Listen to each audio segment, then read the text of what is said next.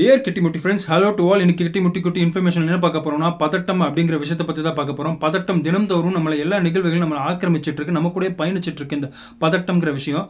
அதாவது எக்ஸாமில் பதட்டம், ரிசல்ட்டில் பதட்டம், அட்மிஷனில் பதட்டம், லவ்வில் பதட்டம், ஃபேமிலியில் பதட்டம், ஃப்ரெண்ட்ஷிப்பில் பதட்டம், டிரைவிங்கில் பதட்டம்.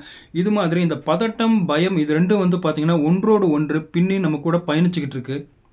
அந்த பதட்டம், இந்த பயம் நம்ம எப்படி நம்ம எடுத்துக்கிறோன்ற விஷயத்துல இருந்து தான் இருக்குது. இந்த பதட்டம்ங்கிற விஷயத்தை பற்றின ஒரு உண்மை சம்பவத்தை தான் இப்போ பேச போகிறேன்.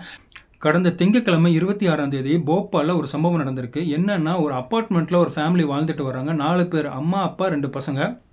அந்த அப்பாவோட பெயர் வந்து பார்த்தீங்கன்னா ரிஷிராஜ், 51 வயது. அவர் தினந்தோறும் நைட்டு வந்து பார்த்தீங்கன்னா டின்னர் முடிச்சுட்டு வாக்கிங் போகிற அவரோட பழக்கம். ஸோ அதே போல் அன்னைக்கு நைட்டு 10 மணிக்கு டின்னர் முடிச்சுட்டு வாக்கிங் போகிறதுக்கு கிளம்புறாரு. அப்போ பையன்கிட்ட சொல்கிறாரு, அவரோட 2வது மகன் 8 வயதாகுது. அந்த பையன்கிட்ட சொல்கிறாரு, வாக்கிங் போகலாம் அப்படின்னு சொல்கிறாரு. அவரோட பையன் என்ன பண்ணுறான்னா, லிஃப்ட் ஆப்ரேட் பண்ணுறான். வேறு ஃப்ளோரில் இருக்கிற லிஃப்ட் அவங்க வீடு இருக்கிற ஃப்ளோருக்கு வருது. ஸோ அந்த பையன் லிஃப்ட்டுக்குள்ளே போகிறான். போன உடனே பார்த்தீங்கன்னா லிஃப்ட் டோர் க்ளோஸ் ஆகுது, பவர் கட் ஆகுது. ஸோ அந்த பதட்டத்தில் அந்த பையன் வந்து பார்த்தீங்கன்னா ரொம்ப சத்தம் எழுப்புறான் லிஃப்ட்டுக்குள்ளேருந்து. ஸோ இந்த என்டையர் ஃபேமிலியும் ரொம்ப பதட்டமாகறாங்க.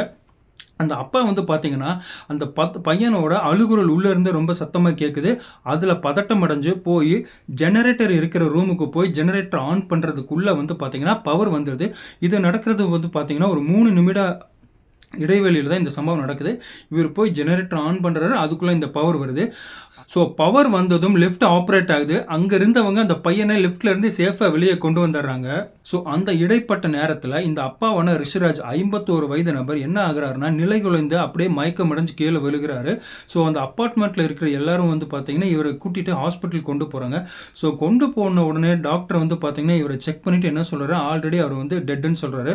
ஸோ டாக்டர் வந்து செக் பண்ணதில் என்ன சொல்கிறாருன்னா, அவர் வந்து பார்த்தீங்கன்னா இந்த பதட்டத்தினால தான் அவருக்கு வந்து கார்டியக் அரெஸ்ட் வந்து நடந்திருக்கு. அதனால அவர் வந்து பார்த்தீங்கன்னா உயிர் வந்து அவரை விட்டு போயிடுது அப்படிங்கிறத சொல்கிறாரு. ஸோ இதனால தான் நான் சொன்னேன், இந்த பதட்டம்ங்கிற விஷயம் வந்து தினந்தோறும் நம்மளை வந்து ஆக்கிரமிச்சிட்டு இருக்கு. ஸோ இந்த சம்பவத்தோட அடிப்படையிலேருந்து நான் என்ன சொல்கிறேன்னா, பயம், பதட்டம் இது ரெண்டும் நம்ம கூட ஒன்றா பயணிச்சுட்டு தான் இருக்கும். அதை நம்ம எதிர்கொண்டு தான் ஆகணும்.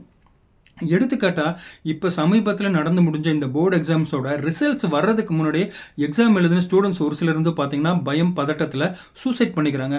ஸோ அந்த சூசைட் பண்ண அவங்களோட ரிசல்ட்ஸ் வந்து வந்ததுக்கப்புறம் வந்து பார்த்தீங்கன்னா எல்லாமே பாசிட்டிவாக தான் வந்திருக்கு. ஸோ அவங்க கூட இருக்கிற ஒரு சிலரோட தூண்டுதலாலேயோ இல்லை பயம், பதட்டத்தினாலேயோ அவங்க இந்த விபரீதமான தப்பான முடிவுகள் எடுத்துடுறாங்க.